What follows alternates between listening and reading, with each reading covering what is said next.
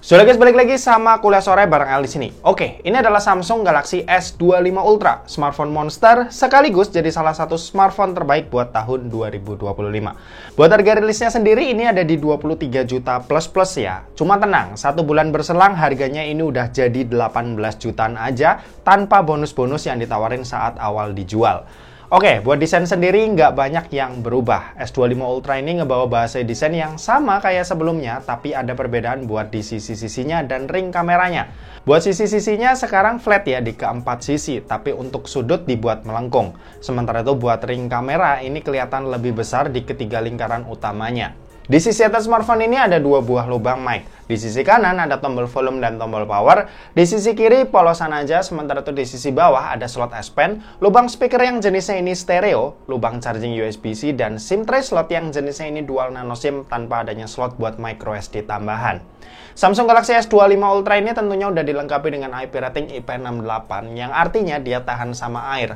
Lalu seperti biasa kalau di seri Ultra ini ada fungsi tambahan yaitu S Pen. Ini masih jadi fitur eksklusif di sebuah smartphone yang jenisnya built-in ya, ada di dalam body. Dan tentunya ini menarik banget buat kalian yang suka tulis-tulis atau sketch simple di smartphone. Aku sendiri jujur bukan tipe orang yang suka coret-coret atau nulis di layar smartphone, karena menurutku layarnya itu masih terlalu kecil. Kalau mau pakai fungsi ini aku lebih prefer buat langsung pakai tablet aja ketimbang smartphone. Ya cuma itu preferensi pribadi aja ya, kebutuhan tiap orang itu juga pasti beda. Oke lanjut, kalau buat layar, ini ada layar yang panelnya Dynamic LTPO AMOLED 2X. Resolusinya 2K 1440x3120 pixel dengan ukuran layar yang ada di 6,9 inci yang udah semakin gede. Buat layarnya ini punya refresh rate 120Hz, terus support HDR10+, dan punya peak brightness yang ada di 2600 nits. Jujur aja buat HP 20 jutaan, 2600 nits ini kerasa kurang terang ya, karena di kelasnya brand-brand lain udah bisa kasih peak brightness di atas 4000 nits. Buat desain layar sekarang udah flat. Kesan mewah dari desain curved screen itu udah nggak dibawa Samsung. Tapi plus poinnya layar flat gini itu lebih enak buat dipakai. Apalagi untuk penggunaan S Pen ini masih lebih nyaman ketimbang layar curve.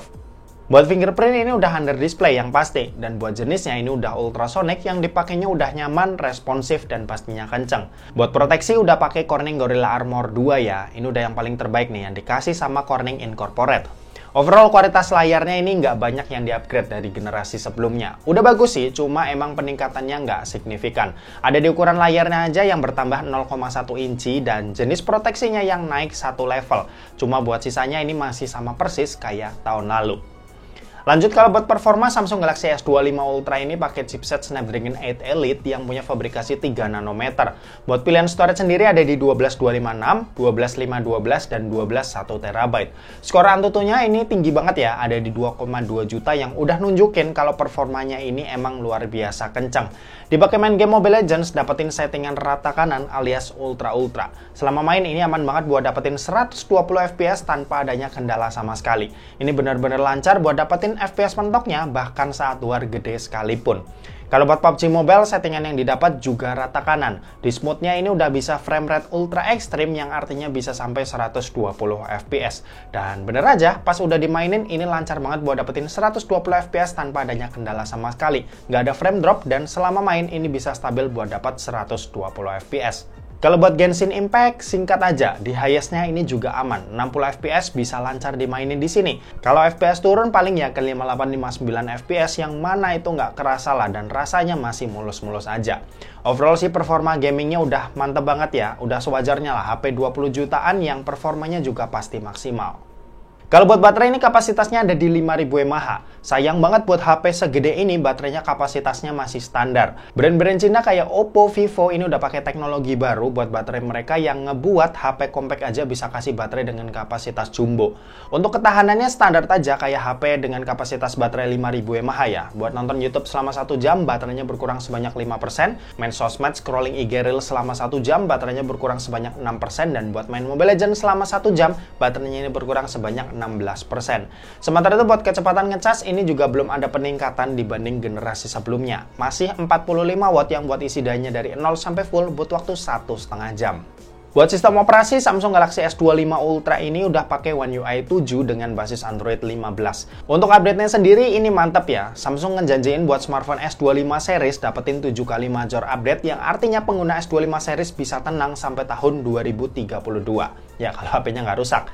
Yang jelas update panjang gini tetap nguntungin konsumen sih. Kita bisa terus dapat update selama 7 tahun ke depan, fitur baru, tampilan baru, juga yang tentunya bakal diperbarui lagi ya. Buat sekarang One UI 7 sih tampilannya masih kerasa simple ya, meski dengan tambahan widget-widget, tapi ya dilihatnya ini masih kerasa simple dan minimalis. Dari dulu banyak yang suka sama One UI karena UI-nya ini ringan, simple, dan gampang dipahami juga bahkan sama orang yang nggak terlalu geek sama teknologi. Oke, dan terakhir kita mau bahas soal kameranya. Jadi buat kamera Samsung Galaxy S25 Ultra ini dibekali dengan setup 4 kamera di bagian belakang. Ada kamera utama yang resolusinya ini 200 megapiksel ber-OIS. Terus ada kamera ultrawide 50 megapiksel, kamera tele 3 kali optical zoom yang resolusinya 10 megapiksel ber-OIS, dan terakhir ini ada kamera periskop 5 kali optical dengan resolusi 50 megapiksel ber-OIS. Sementara itu buat kamera di bagian depan ini resolusinya 12 megapiksel. Buat hasilnya ya udahlah ya, nggak perlu banyak dijelasin, tapi intinya ini kamera terbaik dari smartphone Samsung yang kita semua udah sama-sama tahu kualitas jepretannya. Tapi ada sedikit kritik aja nih, buat hasil foto portretnya ini sedikit kurang rapi untuk foto hewan yang padahal ini harusnya tuh ada talinya ya, cuma di sini tuh dibuat hilang, dan bokehnya juga kurang berasa natural. Cuma sisanya sih udah bagus banget. Nah, sisa hasilnya kalian tuh bisa cek aja dari hasil foto-foto dan video berikut ini.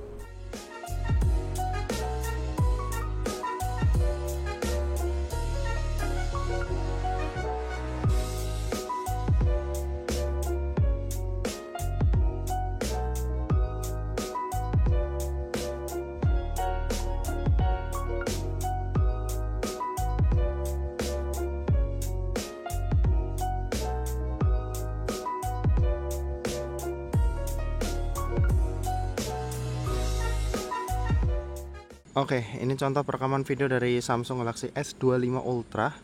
Ini direkam pakai resolusi Full HD 30 fps. Sini kita bisa leluasa pindah-pindah lensa ya, dari ultra wide. Ini main kameranya. Lalu ini yang 3 kali optical, 5 kali, dan kalau misal zoom maksimalnya ini ada di 20 kali. Oke. Dipakai jalan udah cukup stabil meskipun super steady-nya belum diaktifin. Coba kalau lari sedikit. Oke. Seperti itu. Nah, kalau ini super steady udah aktif, masih di Full HD 30 fps. Dia kayaknya ini nggak bisa pindah-pindah lensa ya. Jadi kalau misal kalian lihat ini pindah-pindah itu kayaknya digital. Jadi ini awalnya ada di ultra wide. Ini satu kalinya, cuma ini kayaknya kamera ultrawide deh, atau kamera utama ya,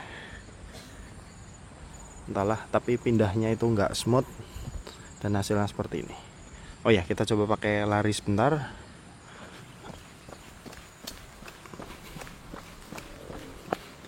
Oke, seperti itu. Lanjut, ini masih Full HD 30 fps tapi HDR video, HDR video, dan hasilnya seperti ini. Pindah-pindah lensa juga masih bisa. Ini ultrawide 1 kali, ini 3 kali, 5 kali, lalu zoom digital maksimal 20 kali.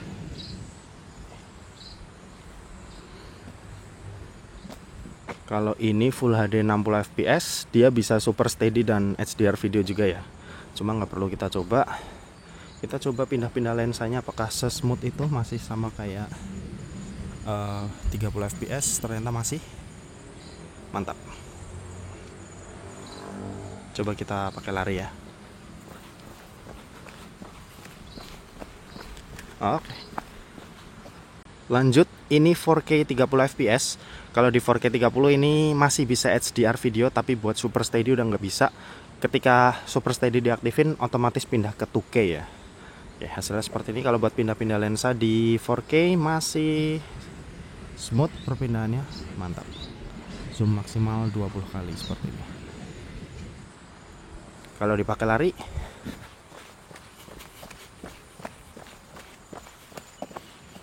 oke.